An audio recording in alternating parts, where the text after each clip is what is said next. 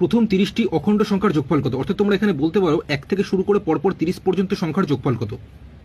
তো এক্ষেত্রে কোশ্চেনে যে সংখ্যাটি দেওয়া থাকবে, যেমন এখানে প্রথম 30টি বলেছে, অর্থাৎ 1 থেকে শুরু করে 30টি বলেছে, তো এই 30কে তোমরা লিখবে গুণ দিয়ে 30, মানে যে সংখ্যাটা বলে দেওয়া থাকবে তার পরের সংখ্যাটা, মানে 30-এর পরের সংখ্যা এখানে কত? 31 লিখবে, আর বাই সবসময় নিচে এখানে 2 দেবে, ঠিক আছে? তো এবার কাটাকুটি করবে, তাহলে অ্যান্সারটি হয়ে যাবে।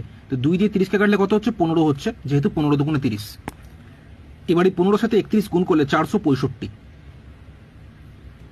তো এই 465 আছে অপশন সিতে, অপশন সি হয়ে যাবে সঠিক উত্তর।